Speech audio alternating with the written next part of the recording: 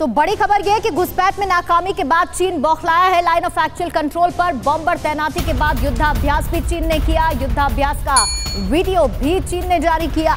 PLA ने live firing का युद्धाभ्यास किया। इसका वीडियो चीन ने बनाकर रिलीज कर दिया है।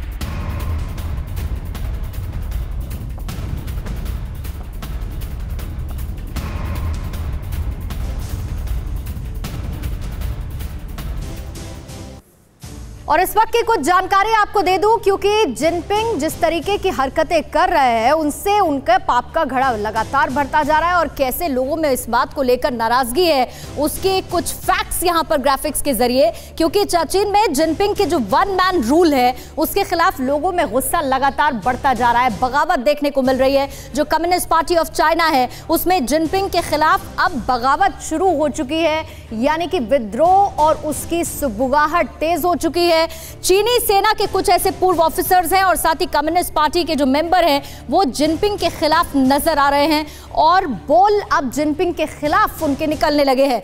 कई ऐसे सदस्य हैं जो कि राष्ट्रपति के कार्यकाल की जो समय सीमा है उसे खत्म करने से नाराज नजर आ रहे हैं। और चीन में बेरोजगारी क्योंकि बेतहाशा लगातार बढ़ती जा रही है, वहां 2 करोड़ से बढ़कर 8 करोड़ लोग इस वक्त अनएम्प्लॉयड हैं। ये एक बहुत बड़ी वजह है जिसे लेकर नाराजगी है। कई ऐसे स्टूडेंट्स हैं, उनके जो ऑर्गेनाइजेशन है, संगठन, वो चीनी सेना के पूर्व अधिकारी जिनपिंग से नाराज नजर आ रहे हैं। हांगकांग में चीन के जो अत्याचार है, मनमाने कानून है, उसके बाद लोगों का गुस्सा भड़क उठा है। उसी को लेकर नाराजगी जता रहे हैं वो। जिनपिंग पर कोरोना काल में दुनिया से सच छिपाने का भी आरोप लगा।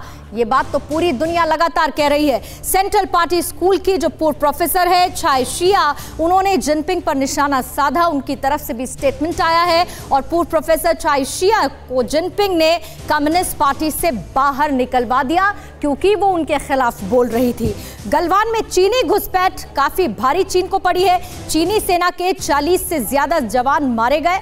हालांकि चीन ने इस बात को कभी माना नहीं है, लेकिन जिनपिंग ने अपने ही देश से सैनिकों की मौत का सच छिपाया। उनके परिवार को इसकी ठीक जानकारी जिनपिंग की तरफ से नहीं दी गई और ये सब ओवरऑल जब मिलता है तो जिनपिंग के खिलाफ नाराजगी और गुस्सा लगातार बढ़ता जा रहा है। एक और बड़ी खबर भारत चीन तनाव पर ही ये सबसे बड़ा अपडेट है। भारत की खास टुकड़ी पैंगोंग में सबसे ऊंचाई पर जा पहुंची है। 29-30 अगस्त की रात पैंगोंग में सेना को यह बढ़त हासिल हुई जब चीन की आर्मी ऊंचाई से कुछ दूरी पर थी।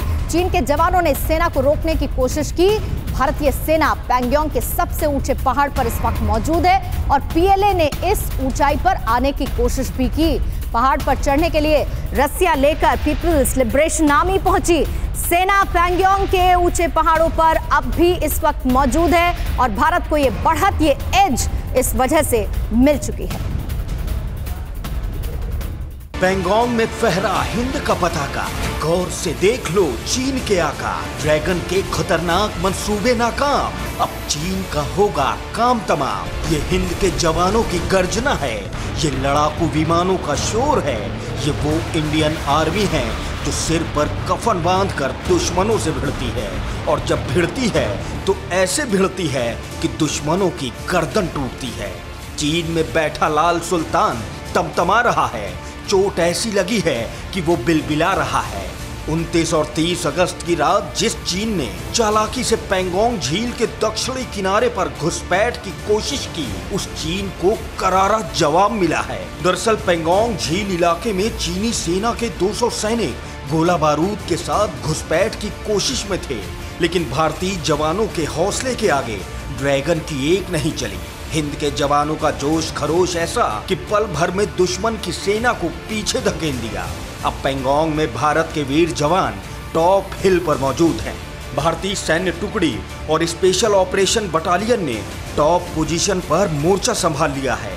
अब हिंद की सेना ने जिस ठिकाने पर अपने पैर जमा दिए हैं, वहां से ड्रैगन की हर हलचल पर नजर रखना बेहद आसान हो गया है।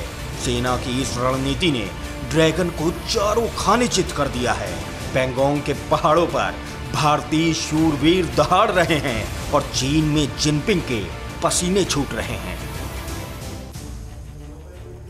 पैंगोंग लेक पर एक बार फिर से चीन ने हिमाकत की और चीन की इसी साजिश से युद्ध की चिंगारी भड़क उठी है। चीन 4 महीने से धोखे पर धोखे दिए जा रहा है, लेकिन अब चीन को मुंहतोड़ जवाब देने का वक्त आ चुका है।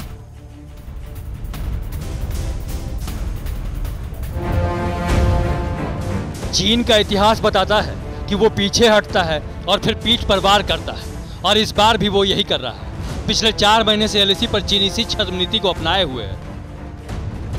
तारीख 5 मई 2020, जगह पैंगोंग लेक, पूर्वी लद्दाख। लद्दाख में चीन की मौजूदा साजिश का पता मई के पहले हफ्ते में चला, जब गश्त के दौरान हमारे जवानों ने पैंगोंग लेक के किनारे चीनी फौजियों का जमावड़ा देखा। उन्हें वापस लौटने को कहा, लेकिन वो नहीं माने। रात भर टकराव के हालात बने रहे और सुबह तड़के झड़प भी हुई। अफसरों के दखल के बाद झड़प रुकी। 5 मई को चीन ने पूर्वी लद्दाख में हिमाकत की, तो चंद रोज बाद 9 मई को सिक्किम के नाकुला में टकराव हुआ और 9 मई को ही लद्दाख में एलएसी पर अपने हेलीकॉप्टर भेजे थे, जिसके जवाब में भारत ने सुखोई 30 MKI फाइटर प्लेन का बेड़ा भेजकर चीन को सख्त संदेश दिया। जिस तरह से चीनी आक्रामकता दिखाने लगे थे, उससे सुरक्षा एजेंसियों को पता चल गया था कि चीन का मकसद एलएसी पर कुछ बड़ा करने का है। मई तक चीन ने एलएसी पर 5000 सैनिक तैनात कर दिए थे। जवाब में हमारे भी उतने ही जवानों ने मोर्चा संभाल लिया। चीन ने एलएसी के पास टैंक पहुंचाने शुरू कर दिए, तो हमारी फौज ने भी टैंक और तोपें तैनात कर दी। चीन की चालबाजियों पर नजर रखने के लिए अपाचे, चिनूक और MI-17 हेलीकॉप्टर भी लगा दिए गए।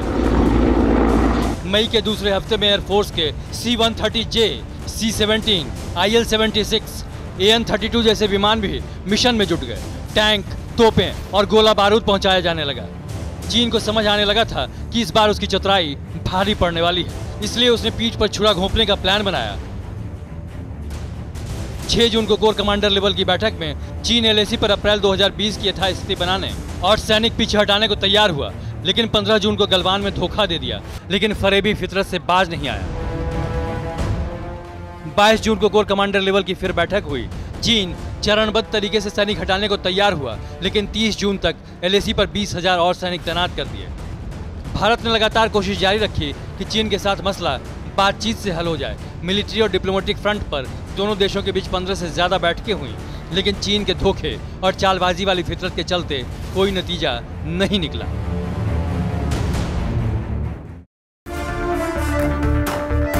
फिक्र आपकी, सोमवार से शुक्रवार रात 9 बजे सिर्फ TV9 भारतवर्ष पर।